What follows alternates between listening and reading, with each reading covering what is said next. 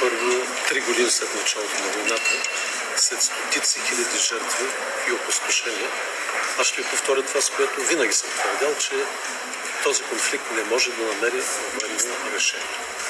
И цялата тази сляпа вяра в победа, в военно решение, това окуражаване на ръководството на Украйна от редица лидери, вместо да гради стабилни отбранителни линии, за да съхрани своят потенциал на въоръжените сили на страната, това тласкане към едно контрнастъпление, без да има необходимите условия за успешна настъпателна операция, доведе до наистина катастрофа. Една катастрофа за Украйна, която има последици за цяла Европа.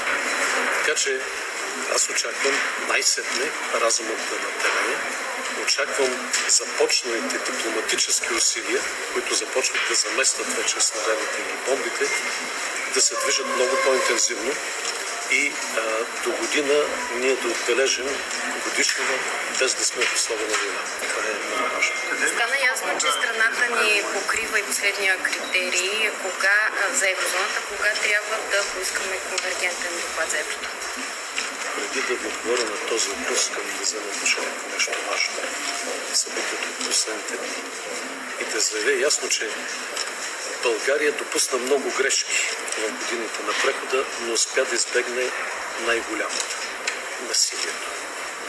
И искам да призова всички партии и гражданите да пазим гражданският мир. Защото Европа и светът преминават през изключително опасен период. И всяка проява на насилие и вандализъм в този момент, без значение от повода и автора, е покушение срещу България. Ние сме демокрация, всеки има право на мнение, всеки има право на протест, но законът е един за всички.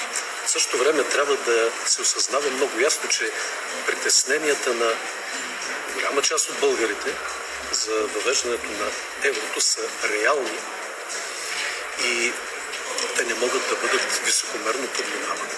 Аз отдавна настоявам да има не просто информационна кампания, не просто да се обясняват ползите и рисковете от еврото, а да има ясни, реални, конкретни мерки, т.е. да има органи и механизми, които да гарантират покупателната способност на българските граждани. За сега такива не виждам и бездействието може да пренесе този спор да се решава на улица.